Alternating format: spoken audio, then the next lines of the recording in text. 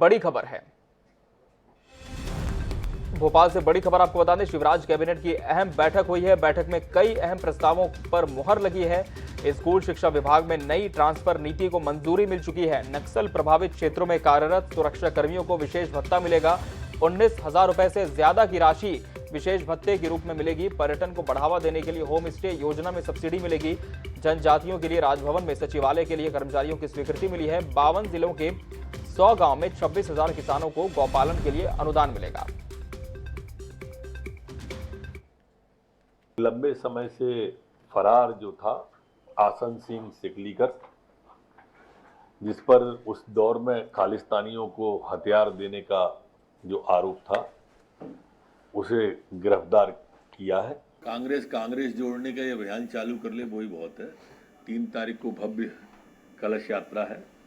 4 तारीख को महाराज श्री श्रद्धेय बागेश्वर धाम जी की भगवान हनुमान जी पर कथा है, जो 4 तारीख, 5 तारीख, 6 तारीख और 7 तारीख, 8 तारीख को उसका समापन होगा। हमारे विशेष संवाददाता अनुराग मालवीय इस खबर पर हमारे साथ जुड़ चुके हैं। अनुराग, आज शिवराज कैबिनेट की अहम बैठक हुई है। कौन कौन से ऐसे अहम फैसले हैं जिन पर आज कैबिनेट की बैठक में मुहर लगी है?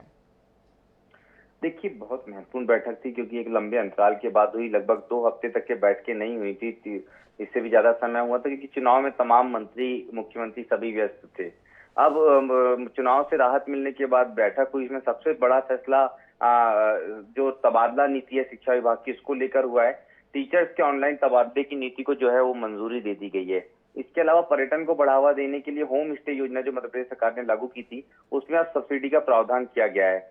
और एक और बड़ा फैसला गौपालन को लेकर है, क्योंकि हम देखते हैं कि गौपालन और गौशालाएं मध्य प्रदेश में हमेशा सियासत का एक बड़ा बिंदु रही है। तो मध्य प्रदेश सरकार ने अब गौपालन के लिए किसानों को अनुदान देने के लिए भी प्रस्ताव लाया है और उसको भी मंजूरी दे दी गई है। जी बिल्कुल अनुराग, वही नक्सल प्रभावित क्षेत्रों को लेकर भी किसी तरह का अहम फैसला हुआ है? देखिए, बहुत महत्वपूर्ण फैसला हुआ है क्योंकि नक्सल प्रभावित क्षेत्रों में जो सुरक्षा कर्मी है उनको बहुत स्ट्रगल करना पड़ता है, काफी कठिन जीवन होता है और जिंदगी भी जो है कहीं ना कहीं दांव पे लगी होती है। इस तरह के सुरक्षा कर्मियों और पुलिस कर्मियों के लिए अतिरिक्त बोनस का प्रावधान किया गया है और राज्य सरकार ने इस प्रस्ताव को भी मंजूरी दी है।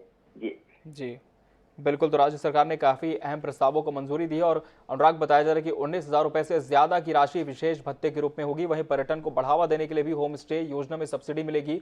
अनुराग, वहीं कैबिनेट की बैठक में क्या किसी तरह से जो मंत्रियों के कार्य है, विभागीय कार्य है, इसकी भी समीक्षा सीएम ने की है?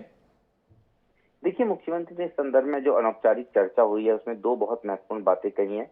उसमें मुख्यमंत्री ने एक बात ये कही है कि अब जिन जिलों में खासतौर पे परिणाम बेहतर नहीं आए हैं, पंचायत चुनाव की बात करें या निकाय चुनाव की, वहां के लेकर प्रभारी मंत्री जो हैं और वहां के स्थानीय मंत्री हैं, उनसे मुख्यमंत्री ने अलग से बात की और जानने की कोशिश की कारण क्या है। दूसरी महत्वपूर्ण बात मुख्यमंत्री ने ये कहा है कि अब हमें तमाम नीतियां और विभागीय कार्यों को भी विधानसभा चुनाव की दृष्टि से तेजी लानी होगी और जो विकास कार्य रुके हुए हैं उनका ब्यौरा सभी मंत्रियों से मुख्यमंत्री ने मांगा है, बतौर प्रभारी मंत्री भी और बतौर स्थानीय मंत्री भी।